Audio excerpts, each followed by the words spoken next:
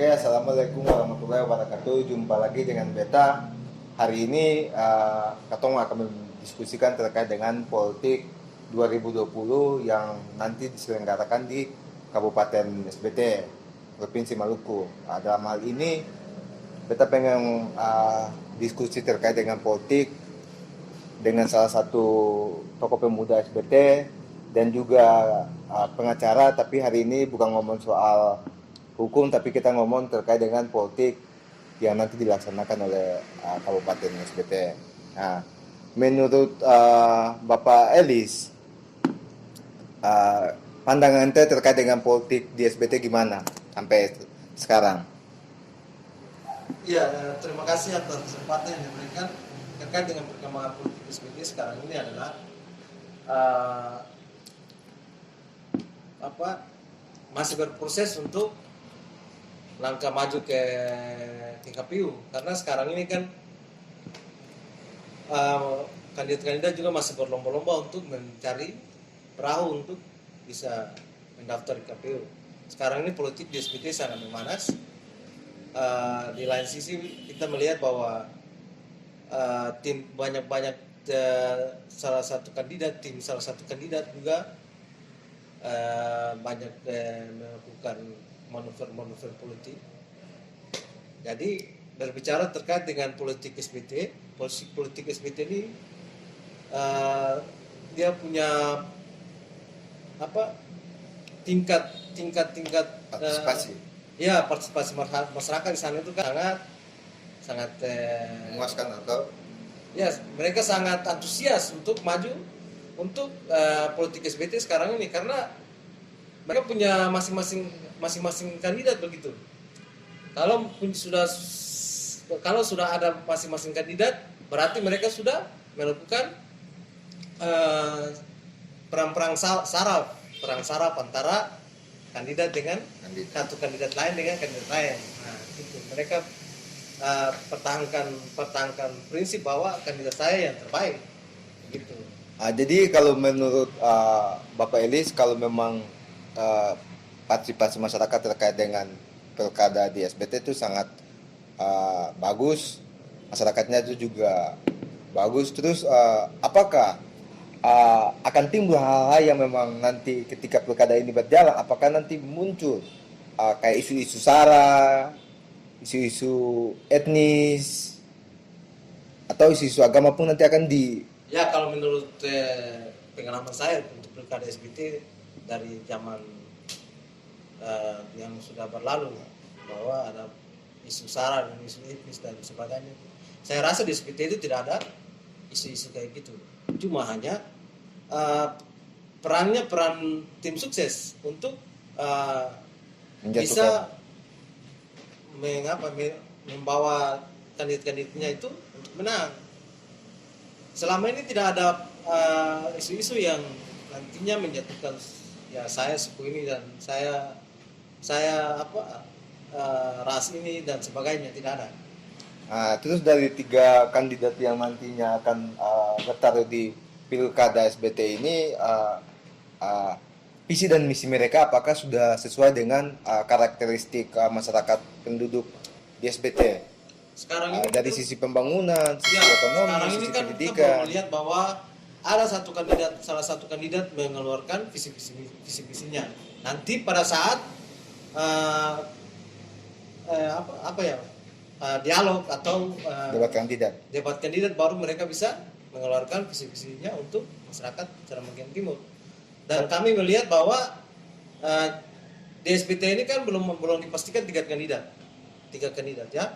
Ini masih berproses untuk mendapatkan perahu sekarang ini. Pasangan independen 1 dan pasangan partai-partaian ada 2.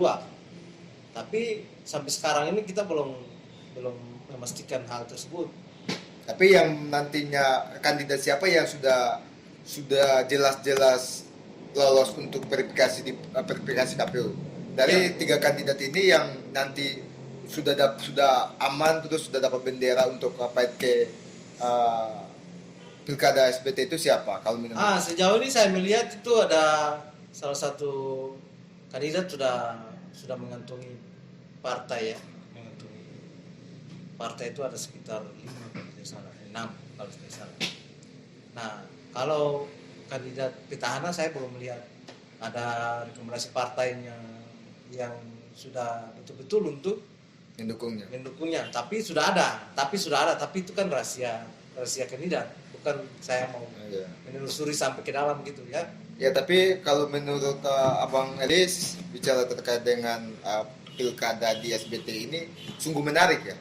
Memang ya, sungguh menarik karena di sana ini ya kita tahu bahwa banyak di masyarakat itu cuma hanya bercerita tentang politik, apalagi musim politik.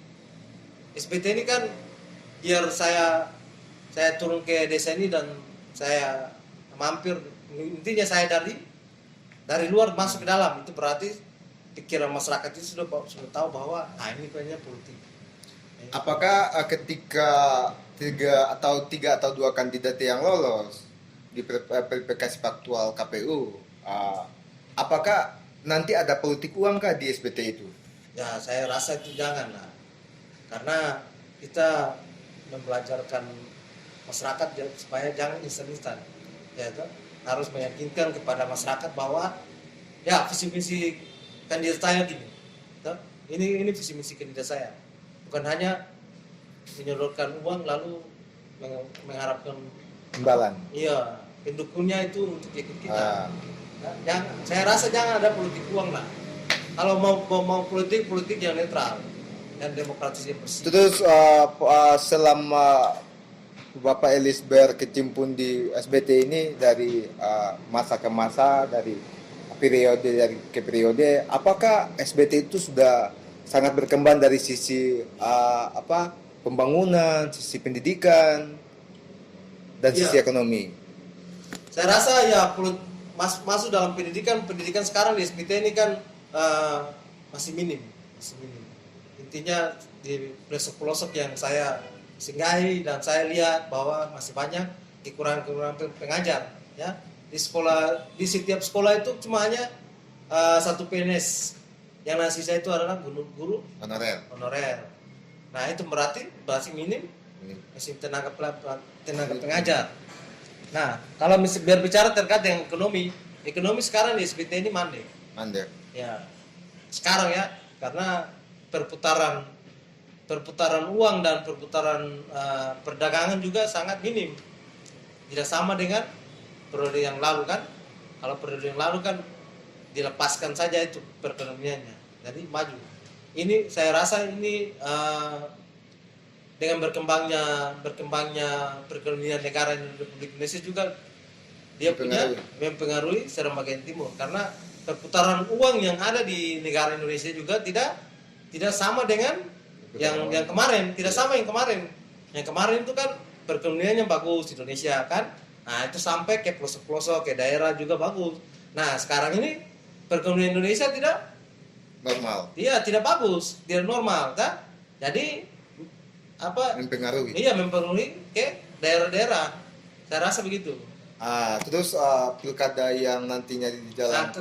Terkait dengan apa lagi itu? Pembangunan. Pembangunan. Ya, pembangunan ini kan dia berjalan bersama perekonomian. Kalau perekonomiannya dia bagus, berarti pembangunannya juga bagus. Tapi saya melihat juga perekonomian di Seram bagian timur dan pembangunan di Seram bagian timur juga berjalan dengan baik. Dia Indonesia juga mengalami defisit keuangan, tapi pembangunan di Seram bagian timur juga berjalan dengan baik. Terus pilkada 2020 ini nantinya itu di bulan Desember ini, apakah ketika virus corona ini muncul, apakah ada partisipasi masyarakat untuk datang ke tempat memilihnya itu bagaimana? Kalau masalah itu saya sudah bilang bahwa di Seram bagian timur ini masyarakatnya antusias, masyarakatnya tidak mau suaranya sia-sia. Dengan adanya yang tadi saya bilang bahwa kandidat tim suksesnya kandidat pasti mengarahkan, apalagi bahwa mereka tidak mau sia-sia kan, tidak mau kandidatnya kalah begitu. Jadi kalau saya rasa corona ini tidak ada mempengaruhi, tidak mempengaruhi partisipasi masyarakat. Terus kalau seandainya dari 3 kandidat ini yang nantinya hanya kalau satu lolos, apakah partisipasi masyarakat SBT itu masih seperti masih antusiasnya sangat tinggi atau gimana? Atau menurun?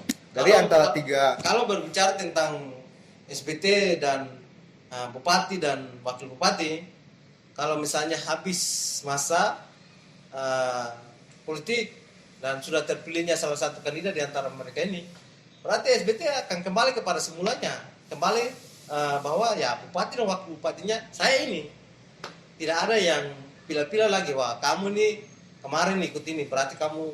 Iya, maksudnya gini Pak Elis, maksudnya kalau seandainya dari 3 kandidat ini yang nantinya lolos verifikasi hanya 1 dan 1 kandidat itu dia lawan kota kosong, apakah masyarakat SBT itu masih partisipasi masyarakat SBT itu terhadap pemilihan SBT ini masih sama atau penurunan? Saya rasa tidak mungkin lah kota kosong ya. Iya, maksudnya ini kan ini wacana aja kan? Ya wacana sih, tapi kalau misalnya kota kosong berarti masyarakat SBT juga bisa memilih antara 2, mau ikut kota kosong berarti atau partisipasi masyarakat akan menurun? tidak menurun. Tetap sama. Tetap sama. Karena SBT ini apapun bisa terjadi ya. SBT ini ya semua bisa terjadi. Mau kota kosong, mau ada kandidat, tetap antusias warga tetap itu. Ya, tetap ada. Jadi gitu. Jadi teman-teman, ini sekadar diskusi saya sama Bang Eli. Nah. Diskusi ini nggak perlu teman-teman berpikir serius ya, karena aku sama Bang Eli sini cuma saling sharing terkait dengan politik yang ada di SBT. Mungkin seperti itu. Sekian dari saya.